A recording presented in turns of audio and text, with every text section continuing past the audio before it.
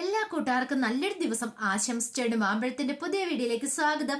നമുക്ക് നേരെ രേവതിയുടെ സച്ചിയുടെ ഇന്നത്തെ നല്ലൊരു വിശേഷം കണ്ടാലോ. അപ്പൊ കിരണിന്റെയും കല്യാണിന്റെയും വിശേഷം വന്നിട്ടില്ല കേട്ടോ. അത് ഒരു ഉച്ചയ്ക്ക് ആകുമ്പത്തേനും ആയിരിക്കും വരുന്നത്. ആ സമയത്ത് ഞാനത് അപ്ലോഡ് ചെയ്യട്ടോ. എല്ലാവരും മറക്കാതെ കയറി കാണണം കേട്ടോ.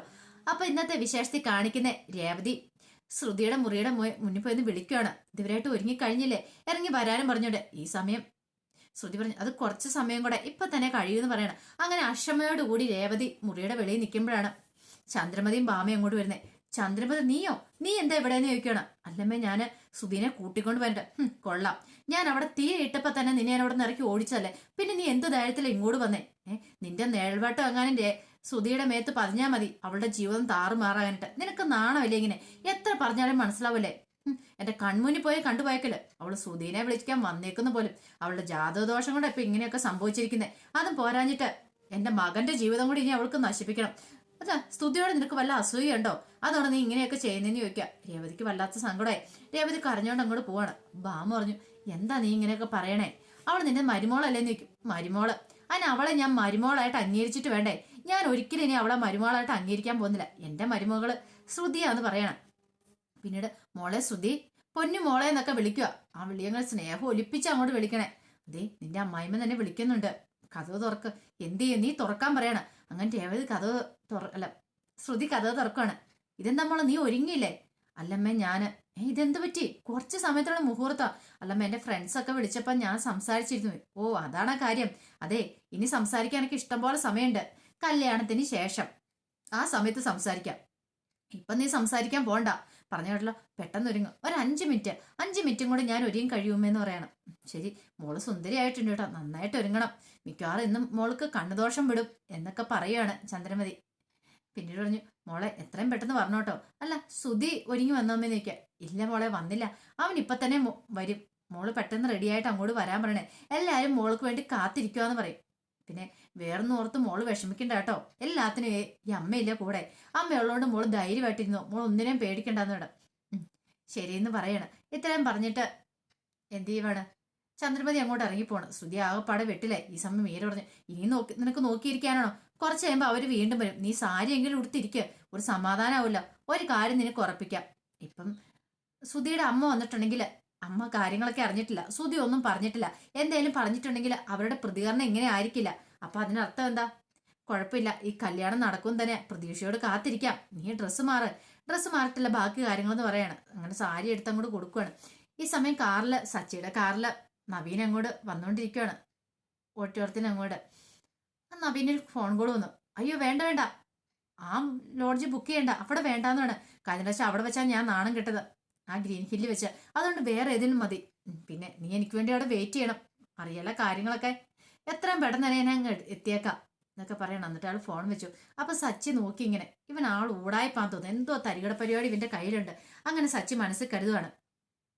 ഈ സമയം രേവതി സങ്കടപ്പെട്ട് അങ്ങോട്ട് വരുന്ന രവീന്ദ്രൻ കണ്ടു. എന്താ മോളെ ശ്രുതിനെ കൂട്ടാൻ പോയിട്ട് നീ എന്താ ഇങ്ങനെ തിരിച്ചു വരുന്നേ?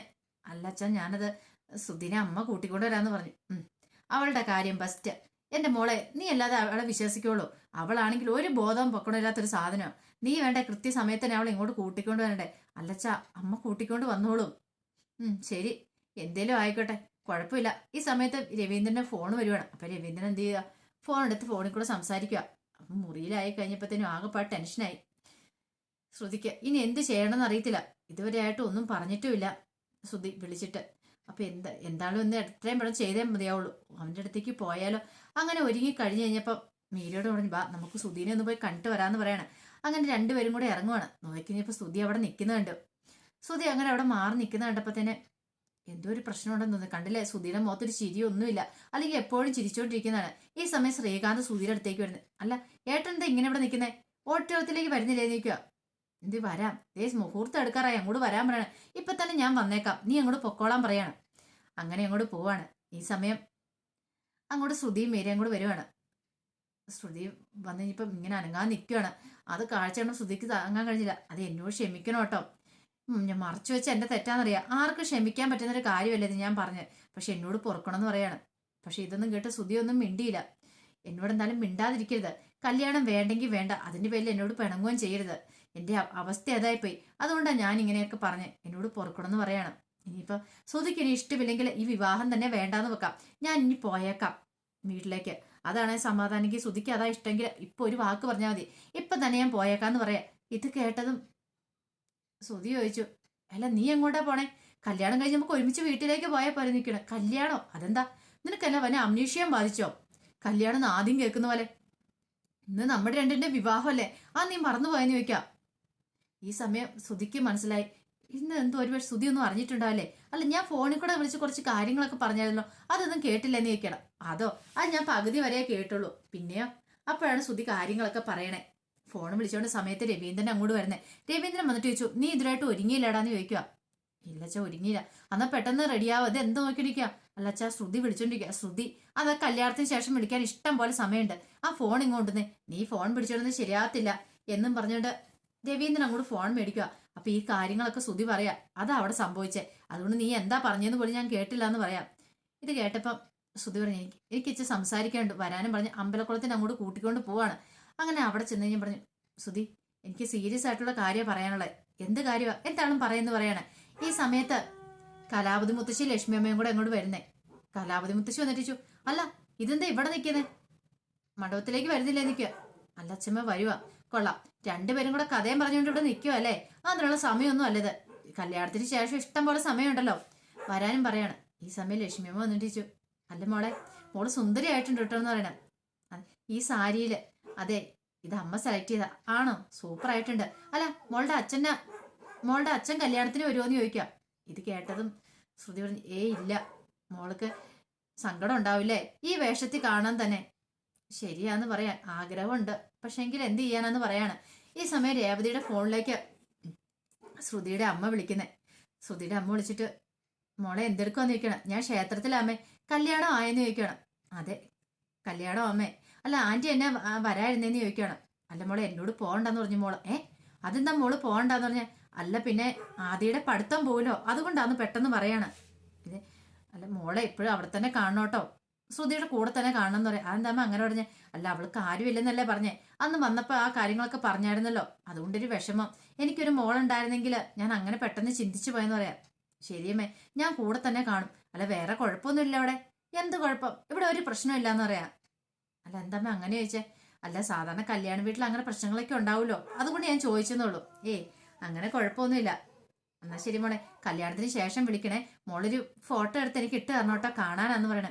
ശരി ഇട്ട് തരാം. പിന്നെ മോളെ കല്യാണം കഴിഞ്ഞ് വീട്ടിലേക്ക് വന്നാൽ സ്വന്തം സഹോദരിയെ പോലെ അവളെ കാണണമെന്ന് പറയാ. അതൊക്കെ ഞാൻ കണ്ടോളാം അമ്മേ, പക്ഷെ അമ്മയുടെ സ്വഭാവം അറിയാലോ. അല്ല അമ്മയ്ക്ക് എന്താ? ഒന്നുമില്ലാന്ന് പറയണ. രേവതി അവിടെയും കൂടെ നിർത്തുക. എന്താ മോളെ, എന്തെങ്കിലും പ്രശ്നമുണ്ടോ? അങ്ങനെ കുഴപ്പമൊന്നുമില്ല, അതൊക്കെ നമുക്ക് പിന്നീട് വിശദമായിട്ട് പറയാം. ഇപ്പൊ എനിക്ക് ഇച്ചിരി തിരക്കാൻ, ഞാൻ വെക്കുവാന്നും പറഞ്ഞ് രേവതി കോള് കട്ട് ചെയ്യുവാണ്. ഈ സമയം ഒരു ടെൻഷൻ ഉണ്ടായിരുന്നു ശ്രുതിയുടെ അമ്മയുടെ ഉള്ളില്. പിന്നീട് കലാവതി മുത്തശ്ശി ഓരോന്ന് ഇങ്ങനെ ശ്രുതിയോട് പറഞ്ഞിട്ട് ശ്രുതിയോട് പറഞ്ഞു, ബാ അങ്ങോട്ട് ബാ, മണ്ഡപത്തിലേക്ക് വരാൻ പറയാണ്. ഈ സമയം ലക്ഷ്മി പറഞ്ഞു, അതെ മോളുടെ കാര്യം ചെയ്യാം, അച്ഛനെ ഫോൺ ചെയ്തിട്ട് അച്ഛന്റെ അനുഗ്രഹം മേടിക്കാൻ പറയുവാണ്. ഈ സമയം എന്ത് ചെയ്യണം എന്നറിയത്തില്ലാതെ ഇങ്ങനെ ആകെപ്പാ ടെൻഷൻ അടിച്ച് ശ്രുതിക്കുകയാണ്. അപ്പോഴാണ് ചന്ദ്രമതിയുടെ വരവ് അങ്ങോട്ട്. ചന്ദ്രമതിനെ കണ്ടതും പൊട്ടിക്കരഞ്ഞിട്ട് ഓടി അങ്ങോട്ട് ചെല്ലുവാണ് അമ്മയെന്ന് വിളിച്ചോണ്ട്. എന്ത് പറ്റുമോളെ, എന്താന്ന് ചോദിക്കണം. അമ്മയ്ക്ക് ഈ വിവാഹം വേണ്ടെങ്കിൽ പറഞ്ഞാൽ പോരെ? എന്റെ അച്ഛനെ കുറിച്ചുള്ള കാര്യങ്ങളൊക്കെ ഞാൻ മുമ്പ് പറഞ്ഞിട്ടുള്ളതല്ലേ. എന്റെ അച്ഛന്റെ അനുഗ്രഹം വേണം വിവാഹം നടത്തണമെങ്കിൽ, അങ്ങനെയാണ് ഞാൻ അങ്ങോട്ട് പോയേക്കാന്ന് പറയാണ്. ഇത് കേട്ടാൽ ചന്ദ്രമതി ചോദിച്ചു, മോൾ എന്തൊക്കെയാ പറയണേന്ന് ചോദിക്കുകയാണ്. നിന്നെ ആരെങ്കിലും വേദനിപ്പിച്ചോന്ന് ചോദിക്കാം. അപ്പൊ ലക്ഷ്മിക്ക് എന്തേലും പറഞ്ഞു കാണുമെന്ന് ചന്ദ്രമതിക്ക് മനസ്സിലായി. ഞാൻ കാണിച്ചരാ അവറ്റകളൊക്കെ എന്നും പറഞ്ഞിട്ട് അങ്ങോട്ട് ചെല്ലുവാണ് അങ്ങോട്ട്. അപ്പൊ ഈ ചന്ദ്രമതിയുടെ വരവ് കണ്ട് എന്ത് ചെയ്യണമെന്ന് അറിയത്തില്ല ലക്ഷ്മി നിൽക്കുക.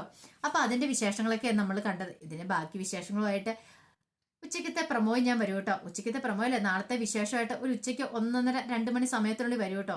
മറക്കാതെ എല്ലാവരും കയറി കാണണം കേട്ടോ. ആദ്യമായിട്ട് കാണുന്നവരാണെങ്കിൽ ചാനൽ ഇഷ്ടപ്പെട്ട ഒന്ന് സബ്സ്ക്രൈബ് ചെയ്യാൻ മറക്കരുതേ. അതോടൊപ്പം തന്നെ കണ്ടുകൊണ്ടിരിക്കുന്ന എല്ലാവരുടെ സപ്പോർട്ടിലേക്കും തുടർന്നും പ്രതീക്ഷയുണ്ട്. എല്ലാവർക്കും ഒരിക്കൽ കൂടി നല്ലൊരു ദിവസം ആശംസിച്ചുകൊണ്ട് നിർത്തുന്നു. നന്ദി.